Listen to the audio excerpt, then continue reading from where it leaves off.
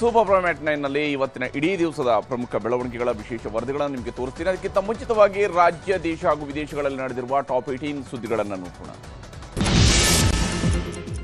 ಧರ್ಮಸ್ಥಳದಲ್ಲಿ ನೂರಾರು ಹೆಣಗಳನ್ನು ಹೂತಿಟ್ಟಿದ್ದಾರೆ ಎನ್ನುವ ಆರೋಪ ಪ್ರಕರಣದ ಮೊದಲ ಹಂತದ ತನಿಖೆಯನ್ನು ಎಸ್ಐಟಿ ಪೂರ್ಣಗೊಳಿಸಿದೆ. ಹೀಗಾಗಿ ತನಿಖಾ ವರದಿಯನ್ನು ಎಸ್ಪಿ ಜಿತೇಂದ್ರ ಕುಮಾರ್ ದಯಾಮ ದಕ್ಷಿಣ ಕನ್ನಡ ಜಿಲ್ಲೆಯ ಬೆಳ್ತಂಗಡಿ ಕೋರ್ಟ್ಗೆ ಸಲ್ಲಿಸಲಿದ್ದಾರೆ. ಜುಲೈ 20ರಂದು ಧರ್ಮಸ್ಥಳದ ನಿಗೂಢ ಶವ ಸಂಸ್ಕಾರ ಆರೋಪ ಪ್ರಕರಣಕ್ಕೆ ಸಂಬಂಧಿಸಿದಂತೆ ರಾಜ್ಯ ಸರ್ಕಾರ ಎಸ್ಐಟಿ ರಚಿಸಿತ್ತು. ಬಳಿಕ ವಿವಿಧ ಆಯಾಮಗಳಲ್ಲಿ ಸುದೀರ್ಘ ತನಿಖೆಯನ್ನು ನಡೆಸಲಾಗಿತ್ತು. ಪರಪ್ಪನಗ್ರಹಾರ ಜೈಲಲ್ಲಿ ಕೈದಿಗಳಿಗೆ ರಾಜಾತಿಥ್ಯ ಪ್ರಕರಣಕ್ಕೆ ಬಿಗ್ ಟ್ವಿಸ್ಟ್ ಸಿಕ್ಕಿದೆ. ಪ್ರಕರಣ ಕುರಿತು ನಟ ಧನ್ವೀರ್ ಅವರನ್ನ 2ನೇ ಬಾರಿಗೆ ಪೊಲೀಸರು ವಿಚಾರಣೆಗೆ ಒಳಪಡಿಸಿದರು. ಮೊದಲು ವಿಡಿಯೋ ಬಗ್ಗೆ ತನಗೇನೂ ಗೊತ್ತಿಲ್ಲ ಅಂತ ಹೇಳಿ ಧನ್ವೀರ್ ಹೇಳಿದ್ರು. ಅದಾದ ನಂತರ ಪೊಲೀಸರ ಎದುರು ದರ್ಶನ್ ಪತ್ನಿ ವಿಜಯಲಕ್ಷ್ಮಿ ಹೆಸರು ಹೇಳಿದ್ದಾರಂತೆ.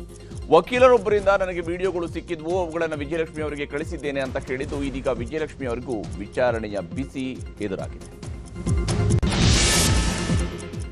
ತೀವ್ರ ಕಾನೂನು ಹೋರಾಟದ ಬಳಿಕ ಕೊಲೆ ಆರೋಪಿ ನಟ ದರ್ಶನ್ಗೆ ಜೈಲಲ್ಲಿ ಹಾಸಿಗೆ ದಿಂಬಿನ ಭಾಗ್ಯ ಸಿಕ್ಕಿದೆ. ಟ್ರಯಲ್ ದಿನಾಂಕ ಸಂಬಂಧ ಕೋರ್ಟ್ನಲ್ಲಿ ಇವತ್ತು ವಿಚಾರಣೆ ನಡೆಯಿತು. ಈ ವೇಳೆ ದರ್ಶನ್ ಹಾಗೂ ನಾಗರಾಜ್ ಪರ ವಕೀಲರು ಜೈಲಿನಲ್ಲಿ ಹೆಚ್ಚು ಚಳಿ ಇದ್ದು ನಿದ್ದೆ ಮಾಡೋಕ್ಕೂ ಆಗ್ತಾ ಇಲ್ಲ, ಹೀಗಾಗಿ ಹೆಚ್ಚುವರಿ ಬೆಡ್ಶೀಟ್ಗೆ ಮನವಿಯನ್ನ ಮಾಡಿದ್ರು. ಮನವಿ ಆಲಿಸಿರುವ ಜಡ್ಜ್ ಅಗತ್ಯ ವಸ್ತುಗಳನ್ನು ಪೂರೈಸುವಂತೆ ಅಧಿಕಾರಿಗಳಿಗೆ ಸೂಚಿಸಿ ಡಿಸೆಂಬರ್ 3ಕ್ಕೆ ವಿಚಾರಣೆಯನ್ನು ಮುಂದೂಡಿದ್ದಾರೆ. ಕನ್ನಡ ಅಭಿವೃದ್ಧಿ ಪ್ರಾಧಿಕಾರದ ಅಧ್ಯಕ್ಷ ಪ್ರೊಫೆಸರ್ ಪುರುಷೋತ್ತಮ ಬೆಳಿಮಲೆ ಅವರು ಯಕ್ಷಗಾನ ಕಲಾವಿದರ ಕುರಿತು ಆಡಿದಂತಹ ಮಾತು ಭಾರಿ ವಿವಾದವನ್ನು ಹುಟ್ಟುಹಾಕಿದೆ. ಮೈಸೂರಿನ ಮಾನಸ ಗಂಗೋತ್ರಿಯ ಪ್ರಸಾರಾಂಗದಲ್ಲಿ ನಡೆದಂತಹ ಕಾರ್ಯಕ್ರಮದಲ್ಲಿ ಯಕ್ಷಗಾನದ ಒಳಗೆ ಎಷ್ಟೋ ಬಾರಿ ಸಲಿಂಗಕಾಮ ಬೆಳೀತದೆ ಅಂತ ಹೇಳಿದ್ರು. ಈ ಕುರಿತು ಆಕ್ರೋಶ ವ್ಯಕ್ತವಾದ ಬೆನ್ನಲ್ಲೇ ಬೆಳಿಮಲೆ ಅವರು ಕ್ಷಮೆ ಯಾಚಿಸಿದ್ದಾರೆ. ಕಲಾವಿದರಿಗೆ ನೋವಾಗಿದ್ರೆ ಕ್ಷಮೆ ಕೇಳ್ತೇನೆ ಅಂತ ಹೇಳಿದರು.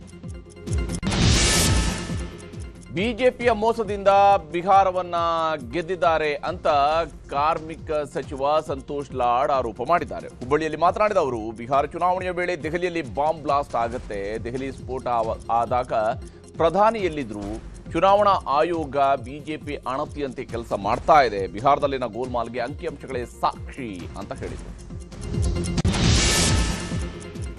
ಬರೋಬ್ಬರಿ 2 ಬಿಲಿಯನ್ ಮೌಲ್ಯ ಹೊಂದಿರುವ ಆರ್ಸಿಬಿಯನ್ನ ಯುನೈಟೆಡ್ ಸ್ಪಿರಿಟ್ಸ್ ಲಿಮಿಟೆಡ್ ಮಾರಾಟಕ್ಕೆ ಮುಂದಾಗಿದೆ. ಈ ಸುದ್ದಿಯ ಬೆನ್ನಲ್ಲೇ ಕೆಜಿಎಫ್ ಸಿನಿಮಾ ಖ್ಯಾತಿಯ ಹೊಂಬಾಳೆ ಫಿಲ್ಮ್ಸ್ ಆರ್ಸಿಬಿಯನ್ನು ಖರೀದಿಸಲು ಮುಂದಾಗಿದೆ. ಹೊಂಬಾಳೆ ಫಿಲ್ಮ್ಸ್ ಮಾಲೀಕ ವಿಜಯ್ ಕಿರಗುಂದೂರ್ ಆರ್ಸಿಬಿ ಖರೀದಿಗೆ ಉತ್ಸುಕರಾಗಿದ್ದು, ವ್ಯವಹಾರ ಸಕ್ಸಸ್ ಆದರೆ ಕನ್ನಡಿಗರ ಪಾಲಿಗೆ ಖುಷಿಯ ವಿಷಯವಾಗಿದೆ. ಕ್ರಸ್ಟ್ ಗೇಟ್ ದುರಸ್ತಿ ಹಿನ್ನೆಲೆ 2ನೇ ಬೆಳಗ್ಗೆ ತುಂಗಭದ್ರಾ ಡ್ಯಾಂನಿಂದ ನೀರು ಬಿಡದಿರಲು ನಿರ್ಧರಿಸಲಾಗಿದೆ. ಇದಕ್ಕೆ ರೈತರು ತೀವ್ರ ವಿರೋಧ ವ್ಯಕ್ತಪಡಿಸ್ತಾ ಇದ್ದು, ಮಾಜಿ ಸಚಿವ ಸಿಎಸ್ ನಾಡಗೌಡ ನೇತೃತ್ವದಲ್ಲಿ ನವೆಂಬರ್ 25ರಂದು ಪ್ರತಿಭಟನೆಗೆ ನಿರ್ಧರಿಸಿದ್ದಾರೆ. ಸಿಂಧನೂರಿನಲ್ಲಿ ಪ್ರತಿಭಟನೆ ನಡೆಯಲಿದ್ದು, ಕೊಪ್ಪಳ, ರಾಯಚೂರು, ವಿಜಯನಗರ ಹಾಗೂ ರಾಯಚೂರು ಜಿಲ್ಲೆಯ ರೈತರು ಈ ಪ್ರತಿಭಟನೆಯಲ್ಲಿ ಭಾಗಿಯಾಗಲಿದ್ದಾರೆ. ಡಿಸೆಂಬರ್ 8ರಿಂದ ಡಿಸೆಂಬರ್ 19ರವರೆಗೆ ಬೆಳಗಾವಿಯಲ್ಲಿ ಚಳಿಗಾಲದ ಅಧಿವೇಶನ ನಡೆಯಲಿದೆ. ಅಧಿವೇಶನದ ಹಿನ್ನೆಲೆಯಲ್ಲಿ ಸ್ಪೀಕರ್ ಯುಟಿ ಖಾದರ್ ಹಾಗೂ ಸಭಾಪತಿ ಬಸವರಾಜ ಹೊರಟ್ಟಿಯವರ ನೇತೃತ್ವದಲ್ಲಿ ಸಭೆಯನ್ನು ನಡೆಸಲಾಯಿತು. ಅದಾದ ನಂತರ ಸುವರ್ಣಸೌಧದಲ್ಲಿ ನಡೆದಂತಹ ಸಿದ್ಧತೆಗಳನ್ನು ಸಭಾಪತಿ ಹಾಗೂ ಸ್ಪೀಕರ್ ವೀಕ್ಷಿಸಿದರು. ಸುವರ್ಣಸೌಧದಲ್ಲಿ ಈ ಬಾರಿ ನಡೀತಾ ಇರುವಂತಹ ಅಧಿವೇಶನದ ವೀಕ್ಷಣೆಗೆ ಪ್ರತಿದಿನ 500 ವಿದ್ಯಾರ್ಥಿಗಳಿಗೆ ಅವಕಾಶ ನೀಡೋದಕ್ಕೆ ನಿರ್ಧರಿಸಲಾಗಿದೆ.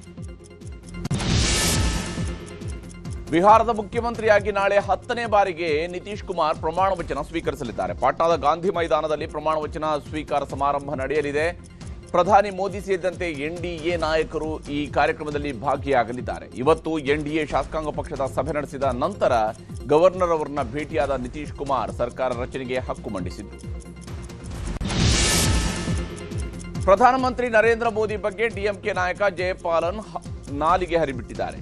ಎಸ್ಐಆರ್ ವಿರುದ್ಧ ತೆಂಕಾಸಿ ಜಿಲ್ಲೆಯಲ್ಲಿ ಪ್ರತಿಭಟನೆ ನಡೆಸಲಾಯಿತು. ಈ ವೇಳೆ ಜಯಪಾಲನ್ ಪ್ರಧಾನಿ ಮೋದಿ ಅವರನ್ನ ನರಕಾಸುರ ಅಂತ ಮೂದಲಿಸಿದ್ದಾರೆ. ಅಲ್ಲದೆ ಅವರನ್ನ ಕೊಲ್ಲೋದಾಗಿ ಬೆದರಿಕೆ ಹಾಕಿದ್ದು ಜಯಪಾಲನ್ ವಿರುದ್ಧ ಭಾರಿ ಆಕ್ರೋಶ ವ್ಯಕ್ತವಾಗಿದೆ. ಇವತ್ತು ಪ್ರಧಾನಿ ಮೋದಿ ದಕ್ಷಿಣ ರಾಜ್ಯಗಳ ಪ್ರವಾಸ ಕೈಗೊಂಡಿದ್ರು. ಆಂಧ್ರದ ಪುಟ್ಟಪರ್ತಿಯಲ್ಲಿ ನಡೆದ ಶ್ರೀ ಸತ್ಯಸಾಯಿ ಬಾಬಾ ಶತಮಾನೋತ್ಸವ ಕಾರ್ಯಕ್ರಮದಲ್ಲಿ ಭಾಗಿಯಾಗಿದ್ದರು. ಸತ್ಯಸಾಯಿ ಬಾಬಾ ಭಾವಚಿತ್ರಕ್ಕೆ ಪ್ರಧಾನಿ ಮೋದಿ ನಮಸ್ಕರಿಸಿದರು. ಮಾಜಿ ಕ್ರಿಕೆಟಿಗ ಸಚಿನ್ ತೆಂಡೂಲ್ಕರ್, ನಟಿ ಐಶ್ವರ್ಯ ರೈ ಬಚ್ಚನ್ ಕೂಡ ಈ ಕಾರ್ಯಕ್ರಮದಲ್ಲಿ ಭಾಗಿಯಾಗಿದ್ದರು. ಈ ವೇಳೆ ಪ್ರಧಾನಿ ಮೋದಿ ಪಾದಕ್ಕೆ ಐಶ್ವರ್ಯ ರೈ ಬಚ್ಚನ್ ನಮಿಸಿದ್ದಾರೆ. ಪುಟ್ಟಪರ್ತಿ ಬಳಿಕ ತಮಿಳುನಾಡಿನ ಕೊಯಮತ್ತೂರಿಗೆ ಪ್ರಧಾನಿ ಮೋದಿ ಭೇಟಿ ನೀಡಿದ್ರು. ಸಾವಯವ ಕೃಷಿ ಸಮ್ಮೇಳನ ಉದ್ಘಾಟಿಸಿ ರೈತರ ಜೊತೆಗೆ ಸಂವಾದ ನಡೆಸಿದರು. ಅಲ್ಲದೆ ಕಿಸಾನ್ ಸಮ್ಮಾನ್ ಹಣ ಬಿಡುಗಡೆ ಮಾಡಿದ್ರು. ಬಳಿಕ ಮಾತನಾಡಿದ ಅವರು ಬಿಹಾರದ ಗಾಳಿ ತಮಿಳುನಾಡಿಗೆ ಬೀಸಿದೆ ಅಂತ ಹೇಳಿದರು. ಈ ಮೂಲಕ ಬಿಜೆಪಿಯ ಮುಂದಿನ ಟಾರ್ಗೆಟ್ ತಮಿಳುನಾಡು ಅನ್ನುವಂತಹ ಸಂದೇಶವನ್ನು ಕೊಟ್ಟರು. 30ಕ್ಕೂ ಹೆಚ್ಚು ಪ್ರಕರಣಗಳಲ್ಲಿ ಬೇಕಾಗಿದ್ದ ಗ್ಯಾಂಗ್ಸ್ಟರ್ ಲಾರೆನ್ಸ್ ಬಿಷ್ಣೋಯಿ ತಮ್ಮ ಅನ್ಮೋಲ್ ಬಿಷ್ಣೋಯಿನನ್ನ ಎನ್ಐಎ ವಶಕ್ಕೆ ಪಡೆದಿದೆ. ಅಮೆರಿಕದಲ್ಲಿದ್ದ ಅನ್ಮೋಲ್ ಬಿಷ್ಣೋಯಿನನ್ನ ಭಾರತಕ್ಕೆ ಗಡೀಪಾರು ಮಾಡಲಾಗಿತ್ತು. ಬೆಳಗ್ಗೆ ದೆಹಲಿಗೆ ಬಂದ ಅನ್ಮೋಲ್ನನ್ನ ಎನ್ಐಎ ವಶಕ್ಕೆ ಪಡೆದು ಕೋರ್ಟ್ಗೆ ಹಾಜರುಪಡಿಸಿತು. ಬಳಿಕ ಹೆಚ್ಚಿನ ವಿಚಾರಣೆಗೆ 11 ದಿನಗಳ ಕಾಲ ಎನ್ಐಎ ವಶಕ್ಕೆ ಅನ್ಮೋಲ್ನನ್ನ ಕೋರ್ಟ್ ನೀಡಿದೆ.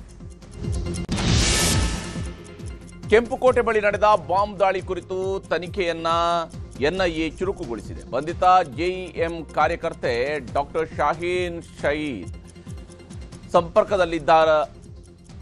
ಇದ್ದವರಿಗಾಗಿ ತನಿಖಾ ತಂಡ ಶೋಧ ನಡೆಸ್ತಾ ಇದೆ. ಡಾಕ್ಟರ್ ಶಾಹೀನ್ ತಂಡದಲ್ಲಿ ಕಾನ್ಪುರ ಮತ್ತು ಅಕ್ಕಪಕ್ಕದ ಜಿಲ್ಲೆಗಳ 19 ಮಹಿಳೆಯರಿದ್ದು ಇವರೆಲ್ಲ ಶಾಹೀನ್ ಭಾಷಣಗಳಿಂದ ಪ್ರಭಾವಿತರಾಗಿದ್ದರು ಅಂತ ಹೇಳಲಾಗಿದೆ.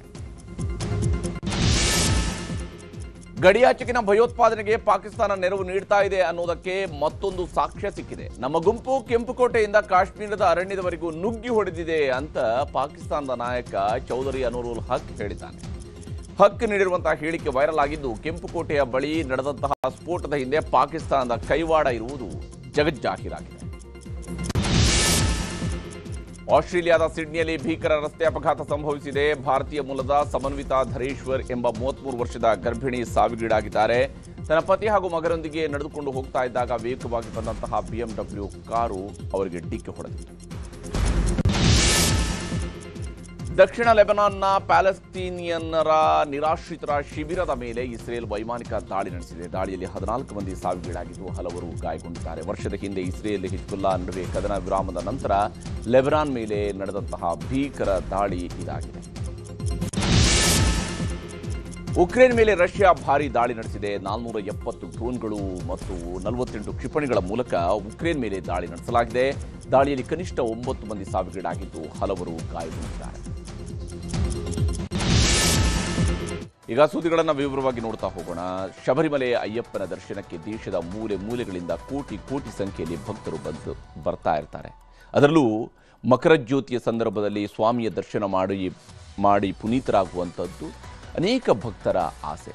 ಆದರೆ ಈ ಬಾರಿ ಅಯ್ಯಪ್ಪನ ಭಕ್ತರಿಂದಲೇ ಕೇರಳ ಸರ್ಕಾರಕ್ಕೆ ಪ್ರತಿ ಬಾರಿ ಅವರಿಗೆ ನೂರಾರು ಕೋಟಿ ರೂಪಾಯಿ ಆದಾಯ ಬರ್ತಾ ಇರುತ್ತೆ. ಆದರೂ ಶಬರಿಮಲೆಗೆ ಬರುವವರಿಗೆ ಕೇರಳ ಸರ್ಕಾರ ಯಾವುದೇ ರೀತಿಯಾದಂಥ ಅರೇಂಜ್ಮೆಂಟ್ಸನ್ನು ಮಾಡಿಲ್ಲ ಅನ್ನುವಂಥದ್ದು ಈಗ ಗೊತ್ತಾಗ್ತಾ ಇದೆ. ಒಂದು ಕಡೆ ಅಮೀಬಾದ ಆತಂಕ ಎದುರಾಗಿದ್ರೆ, ಇನ್ನೊಂದು ಕಡೆ 15ರಿಂದ 20 ಗಂಟೆ ಕಾದರೂ ದರ್ಶನ ಸಿಗ್ತಾ ಇಲ್ಲ. ಎಲ್ಲವನ್ನು ಸೂಕ್ಷ್ಮವಾಗಿ ಗಮನಿಸಿರುವಂತಹ ಕೇರಳ ಹೈಕೋರ್ಟ್ ಇವತ್ತು ಪಿಣರಾಯಿ ವಿಜಯನ್ ಸರ್ಕಾರಕ್ಕೆ ಖಡಕ್ ಎಚ್ಚರಿಕೆಯನ್ನು ನೀಡಿದೆ.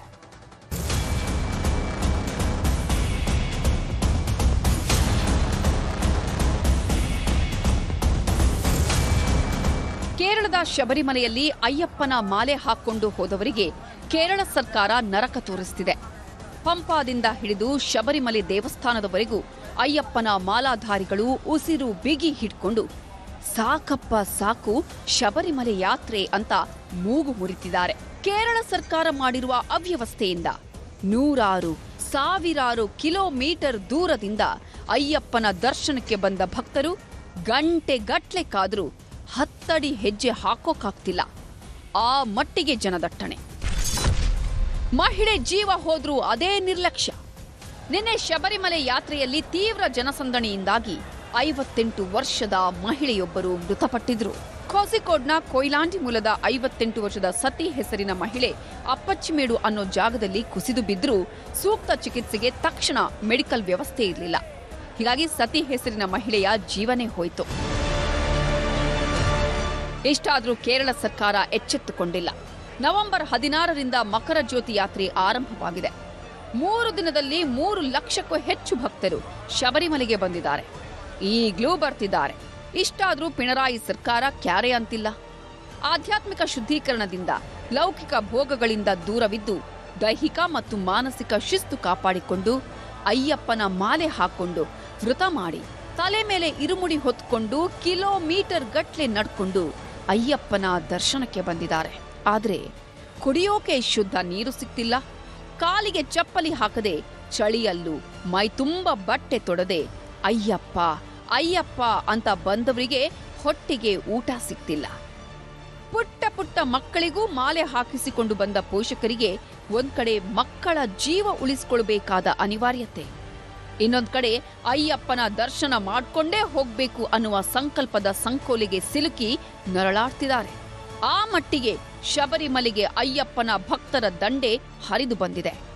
ಆದ್ರೂ ಕೇರಳ ಸರ್ಕಾರ ಭಕ್ತರ ರಕ್ಷಣೆಗೆ ಏನೂ ಕ್ರಮ ತಗೊಂಡಿಲ್ಲ. ಅದಕ್ಕೆ ಸಾಕ್ಷಿ ಈ ದೃಶ್ಯಗಳು.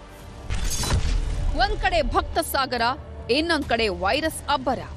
ಕೇರಳ ಸರ್ಕಾರವೇ ಹೇಳಿರುವಂತೆ ಶಬರಿಮಲೆಯಲ್ಲಿ ಮಿದುಳನ್ನೇ ತಿನ್ನುವ ಕೆಟ್ಟ ವೈರಸ್ ದಾಂಗುಡಿ ಇಟ್ಟಿದೆ. ಭಕ್ತ ಸಾಗರವಿರೋ ಶಬರಿಮಲೆಯಲ್ಲಿ ಮಾರಣಾಂತಿಕ ಅಮೀಬಾ ಕಾಟ ಕೊಡ್ತಿದೆ.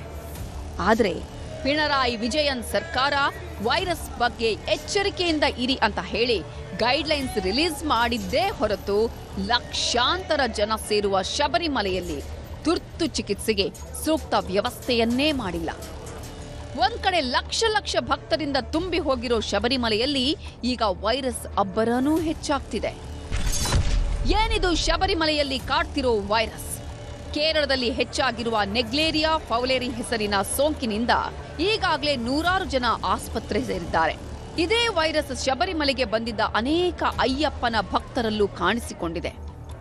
ಎಲ್ಲೆಂದರಲ್ಲಿ ನಿಂತಿರುವ ಗಲೀಜು ನೀರಿನಿಂದ, ಹಂದಿಗಳ ಮಲಮೂತ್ರದಿಂದ ಈ ವೈರಸ್ ಜನ್ಮ ತಾಳ್ತಿದೆ.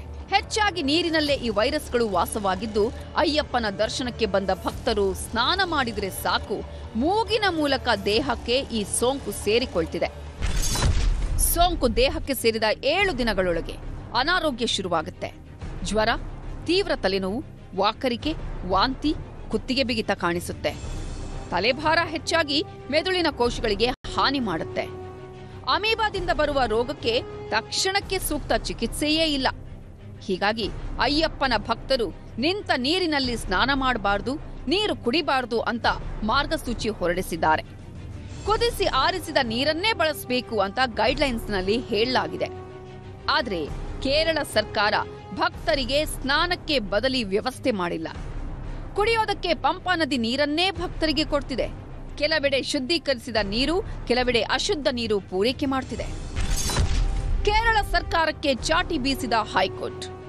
ಶಬರಿಮಲೆಯ ಅವ್ಯವಸ್ಥೆ, ಭಕ್ತರ ಸಾವು ನೋವಿನ ಸುದ್ದಿ ಕೇಳಿದ ಕೇರಳ ಹೈಕೋರ್ಟ್ ಪಿಣರಾಯಿ ವಿಜಯನ್ ಸರ್ಕಾರವನ್ನ ತರಾಟೆಗೆ ತೆಗೆದುಕೊಂಡಿದೆ. ಶಬರಿಮಲೆಯಲ್ಲಿ ಜನದಟ್ಟಣೆ ನಿಯಂತ್ರಿಸುವಲ್ಲಿ ವಿಫಲವಾದ ಅಧಿಕಾರಿಗಳಿಗೆ ಕೇರಳ ಹೈಕೋರ್ಟ್ ಛೀಮಾರಿ ಹಾಕಿದೆ. ಅಧಿಕಾರಿಗಳ ಮಧ್ಯೆ ಸಮನ್ವಯದ ಕೊರತೆ ಕಾಣಿಸುತ್ತಿದೆ. ತಿರುವಾಂಕೂರು ದೇವಸ್ಥಾನ ಆಡಳಿತ ಮಂಡಳಿಯೂ ಅಷ್ಟೇ ಸಿದ್ಧತೆ ಮಾಡಿಕೊಂಡಿಲ್ಲ. ಕಳೆದ ಸಲ ಕೋರ್ಟ್ ಕೊಟ್ಟಿದ್ದ ಸೂಚನೆಗಳನ್ನೂ ಪಾಲಿಸಿಲ್ಲ. ಲಕ್ಷಾಂತರ ಭಕ್ತರನ್ನ ಏಕಕಾಲಕ್ಕೆ ಪ್ರವೇಶಕ್ಕೆ ಬಿಟ್ಟಿದ್ದೇ ತಪ್ಪು. ತಕ್ಷಣ ಭಕ್ತಾದಿಗಳನ್ನ ಪ್ರತ್ಯೇಕ ವಲಯಗಳಲ್ಲಿ ವಿಂಗಡಿಸಿ ಭಕ್ತರಿಗೆ ಸೂಕ್ತ ಮೂಲ ಸೌಕರ್ಯವನ್ನೂ ಒದಗಿಸಬೇಕು ಅಂತ ತಾಕೀತು ಮಾಡಿದೆ ಕೇರಳ ಹೈಕೋರ್ಟ್. ಶಬರಿಮಲೆಗೆ ಪ್ರತಿ ವರ್ಷ 5 ಕೋಟಿಗೂ ಹೆಚ್ಚು ಅಯ್ಯಪ್ಪ ಮಾಲಾಧಾರಿಗಳು ಬರ್ತಾರೆ. ಈಗ ಬರೀ 3 ದಿನದಲ್ಲಿ 3 ಲಕ್ಷಕ್ಕೂ ಹೆಚ್ಚು ಭಕ್ತರು ಶಬರಿಮಲೆಗೆ ಬಂದಿದ್ದಾರೆ. ಬರೀ ಅಯ್ಯಪ್ಪನ ಭಕ್ತರಿಂದಲೇ ಕೇರಳ ಸರ್ಕಾರಕ್ಕೆ ಪ್ರತಿ ವರ್ಷ 1250 ಕೋಟಿ ರೂಪಾಯಿ ಆದಾಯನೂ ಬರುತ್ತೆ. ಆದರೂ ಮೂಲ ಸೌಕರ್ಯ ಒದಗಿಸಿಲ್ಲ. ಸಹಜವಾಗಿ ಇದು ರಾಜಕೀಯ ಬಣ್ಣಕ್ಕೆ ತಿರುಗುತ್ತಿದೆ. ಕೇರಳ ಸರ್ಕಾರ ಹಿಂದೂ ವಿರೋಧಿ ಸರ್ಕಾರ ಅಂತ ಬಿಜೆಪಿ ಸೇರಿದಂತೆ ಅನೇಕ ಸಂಘಟನೆಯವರು ವಾಗ್ದಾಳಿ ಮಾಡಿದ್ದಾರೆ. ಈ ಮಧ್ಯೆ ರಾಜ್ಯ ಸರ್ಕಾರದ ಮುಖ್ಯ ಕಾರ್ಯದರ್ಶಿ ಡಾಕ್ಟರ್ ಶಾಲಿನಿ ರಜನೀಶ್ ಪತ್ರ ಕೇರಳದ ಮುಖ್ಯ ಕಾರ್ಯದರ್ಶಿಗಳಿಗೆ ಬರೆದಿದ್ದು, ಕರ್ನಾಟಕದ ಯಾತ್ರಿಕರಿಗೆ ಅಗತ್ಯ ಸೌಲಭ್ಯ ಒದಗಿಸಲು ಮನವಿ ಮಾಡಿದ್ದು, ಭಕ್ತರು ಸರ್ಕಾರದ ನಿಯಮ ಪಾಲಿಸ್ತೀವಿ ಅಂದ್ರು. ಸ್ನಾನ ಮಾಡ್ಬೇಕಾದ್ರೆ ದಯವಿಟ್ಟು ಮೂಗನ್ನ ಇಟ್ಕೊಂಡು ಸ್ನಾನ ಮಾಡಿ, ಮತ್ತೆ ನಿಂತಿರೋ ನೀರಲ್ಲಿ ದಯವಿಟ್ಟು ಸ್ನಾನ ಮಾಡಕ್ ಹೋಗ್ಬೇಡಿ. ಅದನ್ನ ಇವರು ನಮ್ಮ ಸ್ವಾಮಿಗಳು ಏನಿದ್ದಾರೆ ಆದಷ್ಟು ಒಂಚೂರು ಲಿಮಿಟ್ ಆಗಿ ಹೋಗಿ ಒಂಚೂರು ಇದ್ ಮಾಡ್ಬೇಕು ಅನ್ನೋದು ನಾವು ಒಂದು ಬೇಡಿಕೆ ಮಾಡ್ಕೊತೀವಿ. ದಯಮಾಡಿ ಭಕ್ತಾದಿಗಳು ಶುದ್ಧವಾದ ಹರಿಯುವ ಪಂಪಾ ನದಿಯಲ್ಲಿ ಸ್ನಾನ ಮಾಡಿದ್ರೆ ಏನೂ ತೊಂದರೆ ಇಲ್ಲ. ಅದು ಸರ್ಕಾರದ ಏನು ಗೈಡ್ಲೈನ್ ಇದೆ ಮತ್ತು ಆರೋಗ್ಯ ಇಲಾಖೆದವ್ರು ಏನು ಗೈಡ್ಲೈನ್ ಕೊಡ್ತಾರೆ ಅದರ ಪ್ರಕಾರ ನಾವು ಎಲ್ಲ ವ್ಯವಸ್ಥೆ ಮಾಡ್ಕೊಂಡೇ ಹೋಗ್ತೀವಿ. ಶಬರಿಮಲೆ ಅಯ್ಯಪ್ಪನ ಭಕ್ತರಿಗೆ ಈಗ ಕೇರಳ ಸರ್ಕಾರ ಆನ್ಲೈನ್ ದರ್ಶನ ವ್ಯವಸ್ಥೆ ಮಾಡಿದೆ. ಪ್ರತಿದಿನ 40,000 ಭಕ್ತರಿಗೆ ಆನ್ಲೈನ್ ಟಿಕೆಟ್ ನೀಡುತ್ತಿದೆ.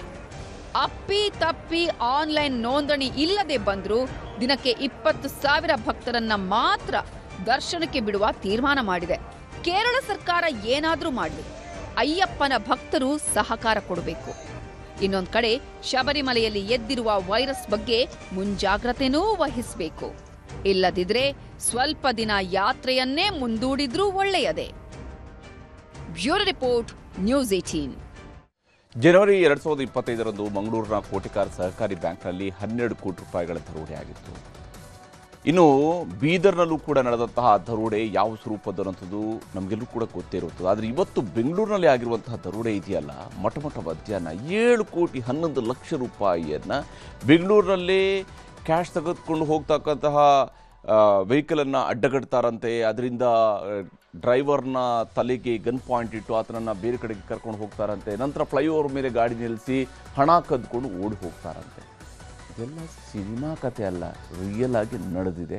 ಆದರೆ ಈ ದರೋಡೆ ಮಾಡಿದ್ದು ಯಾರು, ಹೇಗೆ ಮಾಡಿದ್ರು, ಪೊಲೀಸರು ಮತ್ತು ಸರ್ಕಾರ ಹೇಳ್ತಿರುವುದು ಏನು ಅನ್ನೋದ್ರ ಬಗ್ಗೆನ ವರದಿಯನ್ನು ನಿಮಗೆ ತೋರಿಸ್ತೀನಿ. ಬೆಂಗಳೂರಿನಲ್ಲಿ ಮಠ ಮಧ್ಯಾಹ್ನವೇ ಬೃಹತ್ ರಾಬರಿ ಆಗಿರುವಂಥದ್ದು. 7 ಕೋಟಿ ಅಂದಾಜು ಅಮೌಂಟ್ ಹೋಗಿದೆ ಅಂತ ಮಾಹಿತಿ ಬಂದಿದೆ. ಬ್ಯಾಂಕ್ ಹಣನೇ ಸೇಫ್ಟಿ ಇಲ್ಲ ಅಂದ್ರೆ ಜನಗಳ ಹತ್ರ ಇರೋ ಹಣ ಸೇಫ್ಟಿನ? ಕಾನೂನು ಸುವ್ಯವಸ್ಥೆ ಅಧಪತನಕ್ಕೆ ಇಳಿದಿದೆ. ಆದಷ್ಟು ಶೀಘ್ರವಾಗಿ ಅವ್ರನ್ನ ಹಿಡಿತೇವೆ. ಇದು ಕರ್ನಾಟಕ ಹಿಂದೆಂದೂ ಕಾಣದ ಕರ್ನಾಟಕ ಪೊಲೀಸರಿಗೆ ಸವಾಲಾಗಿರುವ ದರೋಡೆ. ಒಂದು ಬ್ಯಾಂಕ್ನಿಂದ ಮತ್ತೊಂದು ಬ್ಯಾಂಕ್ಗೆ ಸಾಗಿಸುತ್ತಿದ್ದ ಬರೋಬ್ಬರಿ 7 ಕೋಟಿ 11 ಲಕ್ಷ ರೂಪಾಯಿ ಹಣವನ್ನ ಹಾಡ ಹಗಲೇ ರಾಜಧಾನಿ ಬೆಂಗಳೂರಿನ ಹೃದಯ ಭಾಗದಲ್ಲೇ ಪಕ್ಕಾ ಅಂದ್ರೆ ಪಕ್ಕಾ ಸಿನಿಮಾ ಸ್ಟೈಲ್ನಲ್ಲೇ ದರೋಡೆ ಮಾಡಲಾಗಿದೆ. ಮಹಾದರೋಡೆ. ಸಮಯ ಮಧ್ಯಾಹ್ನ 12 ಗಂಟೆ 21 ನಿಮಿಷ. ಸ್ಥಳ ಜೆಪಿ ನಗರ ಟು ಗೋವಿಂದರಾಜಪುರ. ಜೆಪಿ ನಗರದ HDFC ಬ್ಯಾಂಕ್ನಿಂದ ಗೋವಿಂದರಾಜಪುರಂ ಬ್ರಾಂಚ್ಗೆ 7 ಕೋಟಿ 11 ಲಕ್ಷ ಶಿಫ್ಟ್ ಮಾಡಲಾಗ್ತಿತ್ತು. ಹಣ ತುಂಬಿಸಿಕೊಂಡ CMS ವಾಹನ ಜಯನಗರದ ಅಶೋಕ ಪಿಲ್ಲರ್ ಮೂಲಕವಾಗಿ ಹಾದು ಡೈರಿ ಸರ್ಕಲ್ ಮಾರ್ಗವಾಗಿ ಗೋವಿಂದರಾಜಪುರಂ ಕಡೆಗೆ ಹೊರಟಿತ್ತು.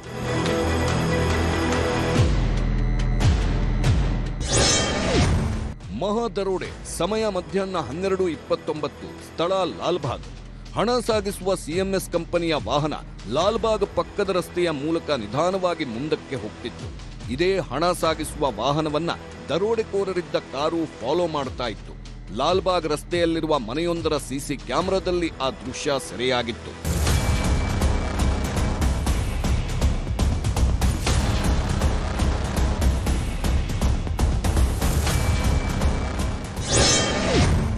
ಮಹಾದರೋಡೆ. ಸಮಯ ಮಧ್ಯಾಹ್ನ 12:35. ಸ್ಥಳ ಅಶೋಕ ಪಿಲ್ಲರ್.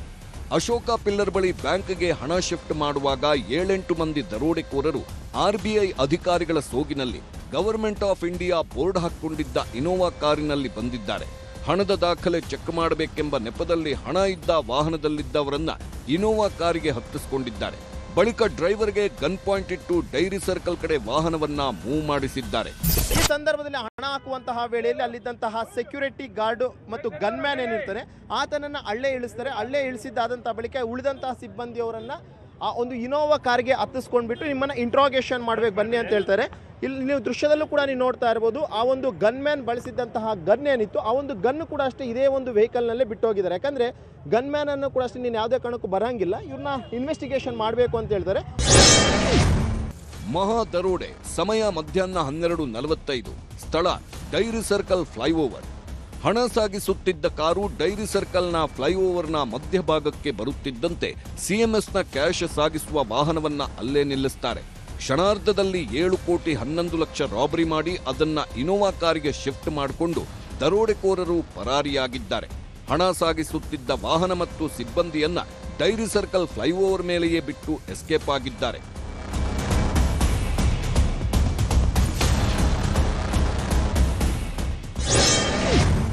ಮಹಾದರೋಡೆ. ಸಮಯ ಮಧ್ಯಾಹ್ನ 1 ಗಂಟೆ. HDFCಯ ಬ್ರಾಂಚ್ ಮ್ಯಾನೇಜರ್ಗೆ ಫೋನ್ ಬಂದಿದೆ. ಕ್ಯಾಶ್ ಬರುತ್ತೆ ಎಂದು ಕಾಯುತ್ತಿದ್ದ ಮ್ಯಾನೇಜರ್ ಯಾಕೆ ಲೇಟ್ ಆಗಿದೆ ಎಂದು ಪ್ರಶ್ನಿಸುತ್ತಲೇ ಡ್ರೈವರ್ ನಡೆದ ಘಟನೆಯನ್ನ ವಿವರಿಸಿದ್ದಾನೆ. ತಕ್ಷಣ ಪೊಲೀಸರಿಗೆ ಮಾಹಿತಿ ನೀಡಲಾಗಿತ್ತು. ಖಾಕಿ ಪಡೆ ಸ್ಥಳಕ್ಕೆ ದೌಡಾಯಿಸಿದೆ. ಪೊಲೀಸರು ಬರೋ ಹೊತ್ತಿಗೆ ಡೈರಿ ಸರ್ಕಲ್ ಫ್ಲೈಓವರ್ ಮೇಲೆ ಇದ್ದಿದ್ದು ದರೋಡೆಗೆ ಒಳಗಾದ ವಾಹನ ಮತ್ತು ಅದರಲ್ಲಿದ್ದ ಸಿಬ್ಬಂದಿ. ಬರೋಬ್ಬರಿ 7 ಕೋಟಿ 11 ಲಕ್ಷ ರೂಪಾಯಿ ಇವರ ಕಣ್ಣೆದುರೇ ದರೋಡೆಕೋರರ ಕೈ ಸೇರಿತ್ತು. ಹೀಗಾಗಿ ದರೋಡೆಗೊಳಗಾದವರಿಂದ ಮಾಹಿತಿ ಸಂಗ್ರಹಿಸಿದ ಪೊಲೀಸ್ ಅಧಿಕಾರಿಗಳು ದರೋಡೆ ನಡೆಸಿದವರ ಚಲನವಲನದ ಬಗ್ಗೆ ತಿಳಿದುಕೊಳ್ಳುವ ಪ್ರಯತ್ನ ಮಾಡಿದ್ದಾರೆ. ಮತ್ತೊಂದೆಡೆ ಎಫ್ಎಸ್ಎಲ್ ಟೀಮ್ ವಾಹನದಲ್ಲಿದ್ದ ಬೆರಳಚ್ಚು ಸೇರಿದಂತೆ ಪ್ರತಿಯೊಂದು ಸಾಕ್ಷ್ಯ ಸಂಗ್ರಹಿಸುವ ಪ್ರಯತ್ನ ನಡೆಸಿದ್ದಾರೆ.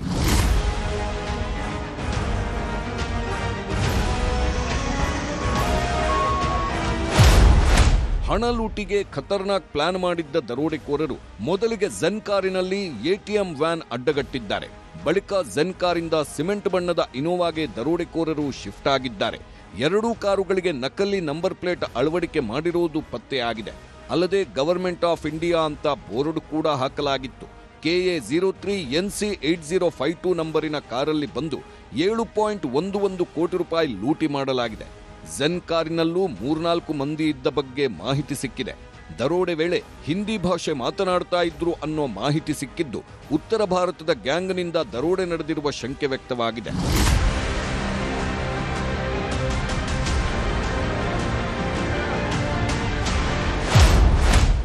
ಹಣ ಸಾಗಿಸುತ್ತಿದ್ದ ಸಿಎಂಎಸ್ ಸಿಬ್ಬಂದಿ ಮೇಲೂ ಅನುಮಾನ.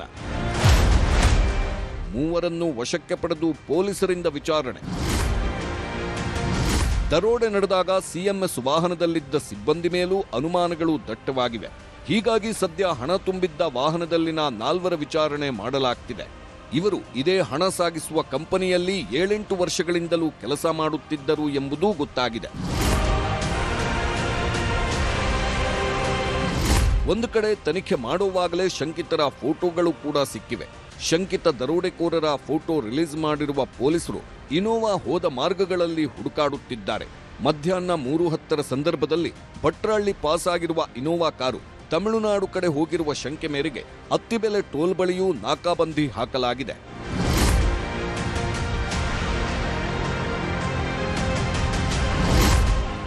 Bureau report, news 18.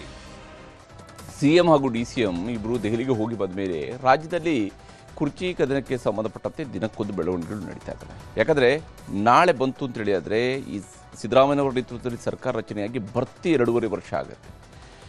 ಕಾಂಗ್ರೆಸ್ನಲ್ಲಿ ಓಡಾಡ್ತಿದ್ದಂತಹ ಮಾತಿನ ಪ್ರಕಾರ 2.5 ವರ್ಷ ಅನ್ನುವಂತಹ ಅಧಿಕಾರದ ಹಂಚಿಕೆ ಆಗಿದೆಯಂತೆ. ಹೌದು ಅಲ್ಲೂ ಕಾಂಗ್ರೆಸ್ ಹೈಕಮಾಂಡ್ನವರು ಹೇಳಿಲ್ಲ. ಸಿದ್ದರಾಮಯ್ಯನವರ ಕಡೆಯಿಂದಲೂ ಅದರ ಬಗ್ಗೆ ಉತ್ತರ ಇಲ್ಲ. ಶಿವಕುಮಾರ್ ಅವರ ಕಡೆಯಿಂದ ಆಗಾಗ್ಗೆ ವ್ಯಕ್ತವಾಗ್ತಾ ಇರುವಂತಹ ಮಾತುಗಳ ಪ್ರಕಾರ ಹೋದರೆ ಶಿವಕುಮಾರ್ ಅವರು ಮುಖ್ಯಮಂತ್ರಿ ಆಗೋದನ್ನು ನೋಡಬೇಕು ಅಂತ ಬಯಸಿದವರು ಹಲವರಿದ್ದಾರೆ. ಅದು ಇವತ್ತು DK ಶಿವಕುಮಾರ್ ಅವರು KPCC ಅಧ್ಯಕ್ಷ ಸ್ಥಾನ ತ್ಯಾಗ ಮಾಡುವಂತಹ ಮಾತಾಡಿದ್ದಾರೆ. ಇದರ ನಡುವೆ ಮುಖ್ಯಮಂತ್ರಿ ಸಿದ್ದರಾಮಯ್ಯನವರು ನಾನು ಈಗಾಗಲೇ 16 ಬಜೆಟ್ ಮಂಡಿಸಿದ್ದೀನಿ, 17ನೇ ಬಜೆಟನ್ನು ಕೂಡ ನಾನೇ ಮಂಡಿಸ್ತೀನಿ ಅಂತ ಹೇಳಿದ್ದಾರೆ. ಇದು ಕಾಂಗ್ರೆಸ್ನೊಳಗೆ ಹೊಸ ಚರ್ಚೆಗಳನ್ನು ಹುಟ್ಟುಹಾಕಿದೆ.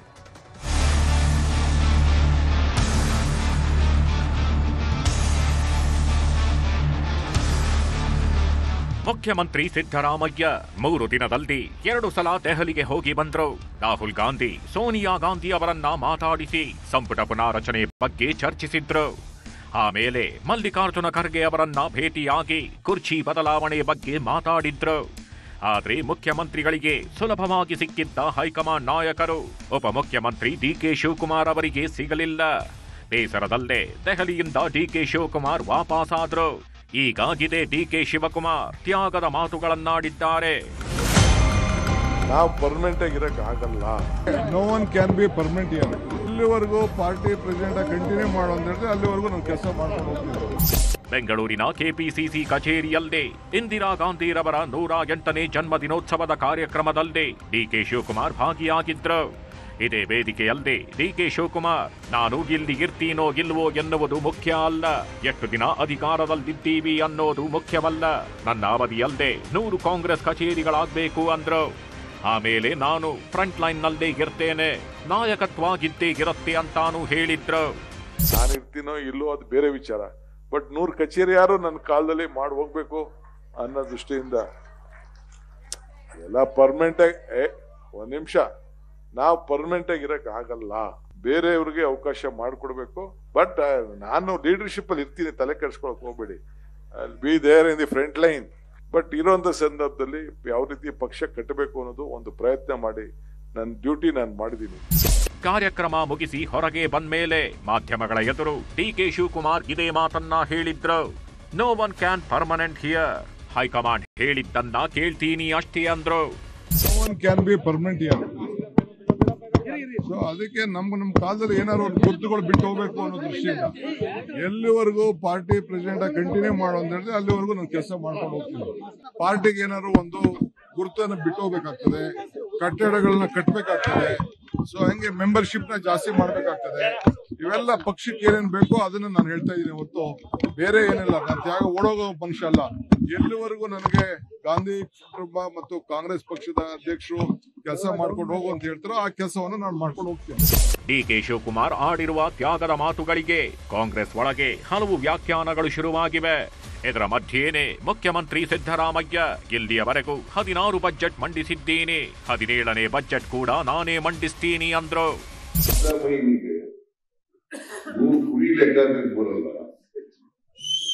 ಕರ್ನಾಟಕದ ಹಣಕಾಸು ಮಂತ್ರಿಯಾಗಿ 17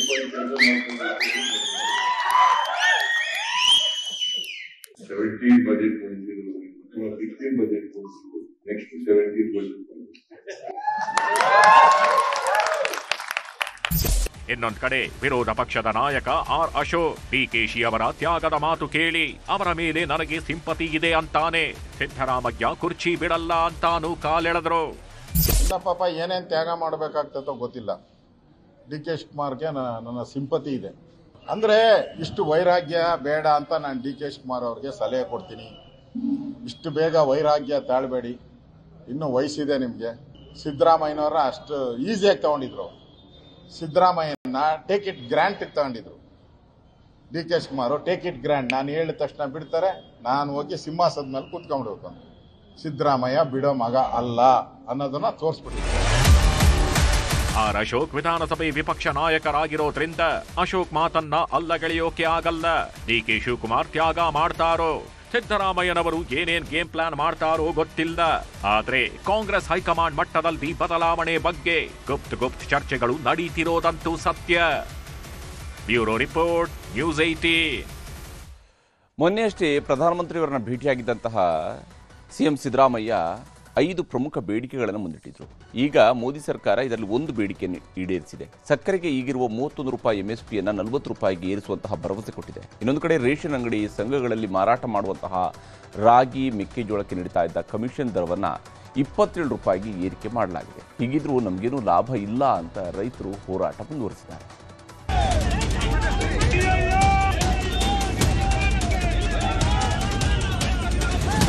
ರಾಜ್ಯದಲ್ಲಿ ಕಬ್ಬು ಬೆಳೆಗಾರರು ನಡೆಸುತ್ತಿರುವ ಪ್ರತಿಭಟನೆಗಳಿಗೆಲ್ಲ ಮುಕ್ತಿ ಸಿಗುವ ಕಾಲ ಸನ್ನಿಹಿತವಾಗ್ತಿದೆ. ರಿಕವರಿ ಆಧಾರದಲ್ಲಿ ಪ್ರತಿ ಟನ್ ಕಬ್ಬಿಗೆ 3,200 ರೂಪಾಯಿ ಕೊಡಬೇಕು ಅಂತ ಬೀದರ್, ಕಲಬುರಗಿಯಲ್ಲಿ ಈಗಲೂ ರೈತರು ಪ್ರತಿಭಟನೆ ಮಾಡುತ್ತಿದ್ದಾರೆ. ಪ್ರತಿಭಟನೆಗಳ ಮಧ್ಯೆನೇ ಮೊನ್ನೆ ಮುಖ್ಯಮಂತ್ರಿ ಸಿದ್ದರಾಮಯ್ಯ ಪ್ರಧಾನಮಂತ್ರಿ ನರೇಂದ್ರ ಮೋದಿ ಅವರನ್ನ ಭೇಟಿಯಾಗಿದ್ರು. ಎಥನಾಲ್ ರಫ್ತು ನೀತಿ ಸಡಿಲಿಸಿ ಸಕ್ಕರೆಗೆ ಕೊಡ್ತಿರೋ MSP ದರವನ್ನ 41 ರೂಪಾಯಿಗೆ ಹೆಚ್ಚಿಸಿದ್ರೆ ರೈತರಿಗೂ ಅನುಕೂಲವಾಗುತ್ತೆ ಅಂದಿದ್ರು. ಈಗ ಸಿದ್ದರಾಮಯ್ಯನವರ ಮನವಿಗೆ ಕೇಂದ್ರ ಸರ್ಕಾರ ಸ್ಪಂದಿಸಿದೆ. ಕೇಂದ್ರ ಆಹಾರ ಮತ್ತು ಗ್ರಾಹಕ ವ್ಯವಹಾರಗಳ ಸಚಿವ ಪ್ರಹ್ಲಾದ್ ಜೋಶಿ ಸಿಎಂ ಮನವಿಯನ್ನ ಭಾಗಶಃ ಪುರಸ್ಕರಿಸಿದ್ದಾರೆ. ಸಕ್ಕರೆ ಮೇಲಿನ MSPಯನ್ನ 31 ರೂಪಾಯಿಯಿಂದ 40 ರೂಪಾಯಿಗೆ ಹೆಚ್ಚಿಸುವ ಭರವಸೆ ಕೊಟ್ಟಿದ್ದಾರೆ. ಇದನ್ನ ಖುದ್ದು ಮುಖ್ಯಮಂತ್ರಿ ಸಿದ್ದರಾಮಯ್ಯ ಉಪಮುಖ್ಯಮಂತ್ರಿ ಡಿಕೆ ಶಿವಕುಮಾರ್ ಸ್ಪಷ್ಟಪಡಿಸಿದ್ರು. 41 ರೂಪಾಯಿ ಕೇಳಿದ್ದಾರೆ, 40 ಮಾಡ್ತೀವಿ ಅಂತ ಹೇಳಿದ್ದಾರೆ, 40 ಮಾಡಿದ್ದೀವಿ ಅಂತ ಜೋಶಿ ಹೇಳಿದ್ದಾರೆ. ನೀವು ಹೋಗಿ ಬಂದ್ಮೇಲೆ ಮಾಡ್ತಿದ್ದಲ್ಲ ಸರ್? ಹೌದು, ನಾನು ಹೋಗಿ ರಿಕ್ವೆಸ್ಟ್ ಮಾಡಿದ್ಮೇಲೆ ಮಾಡಿರೋದು. ಸಕ್ಕರೆಗೆ ನೀಡುತ್ತಿರುವ ಬೆಂಬಲ ಬೆಲೆಯನ್ನ 9 ರೂಪಾಯಿಯಷ್ಟು ಹೆಚ್ಚಿಸುವ ಭರವಸೆಯನ್ನ ಕೇಂದ್ರ ಸರ್ಕಾರ ನೀಡಿದೆ. ಆದಷ್ಟು ಬೇಗ ಅಧಿಕೃತ ಆದೇಶವನ್ನೂ ಹೊರಡಿಸಲಿದೆ. ಇದರ ಜೊತೆಗೆ ಮೆಕ್ಕೆಜೋಳಕ್ಕೆ ಬೆಂಬಲ ಬೆಲೆ ಘೋಷಿಸಿ ಅಂತ ರೈತರು ಹೋರಾಟ ನಡೆಸುತ್ತಿರೋ ಮಧ್ಯೆನೇ ಕೇಂದ್ರ ಸರ್ಕಾರ ಮೆಕ್ಕೆಜೋಳ ಖರೀದಿ ಮಾಡುವ ಸಂಘಗಳಿಗೆ ಕಮಿಷನ್ ಘೋಷಿಸಿದೆ. ಮೆಕ್ಕೆಜೋಳದ ಜೊತೆಗೆ ರಾಗಿ ಖರೀದಿ ಮಾಡುತ್ತಿರೋ ಸಂಘಗಳಿಗೆ ಉತ್ತೇಜನ ನೀಡಲು ಕ್ವಿಂಟಾಲ್ಗೆ 27 ರೂಪಾಯಿ ಕಮಿಷನ್ ಘೋಷಿಸಿದ್ದಾರೆ. ಪ್ರಹ್ಲಾದ್ ಜೋಶಿ ಅವರೇ ಈ ಬಗ್ಗೆ ಎಕ್ಸ್ನಲ್ಲಿ ಪೋಸ್ಟ್ ಹಾಕಿದ್ದಾರೆ. ಕೇಂದ್ರ ಸರ್ಕಾರ ಸಕ್ಕರೆಗೆ MSP ಹೆಚ್ಚಳ ಮಾಡಿದೆ. ಮೆಕ್ಕೆಜೋಳ ಸೇರಿದಂತೆ ವಿವಿಧ ಧಾನ್ಯಗಳನ್ನು ಖರೀದಿಸೋರಿಗೆ ಕಮಿಷನ್ ಘೋಷಿಸಿದೆ. ಆದರೆ ಇದು ನೇರವಾಗಿ ರೈತರಿಗೆ ಲಾಭ ಆಗಲ್ಲ, ಉದ್ಯಮಿಗಳಿಗೆ, ಏಜೆಂಟರಿಗೆ ಲಾಭ ಆಗುತ್ತೆ ಅಷ್ಟೇ ಅಂತ ಬೀದರ್ನಲ್ಲಿ ರೈತರು ಹೋರಾಟ ಮುಂದುವರೆಸಿದ್ದು, ಸರ್ಕಾರ ಹೇಗೆ ರೈತರನ್ನ ಸಮಾಧಾನಪಡಿಸುತ್ತೋ ನೋಡಬೇಕು. Bureau report, news 18. ಇದಾಗಿತ್ತು ಇವತ್ತಿನ ಸೂಪರ್ ಪ್ರೈಮ್ 9. ಈಗ ಕ್ರೈಮ್ ಡೈರಿ ಪ್ರಸಾರವಾಗುತ್ತೆ. ನೋಡ್ತಾ ಇರಿ ನ್ಯೂಸ್ 18 ಕನ್ನಡ.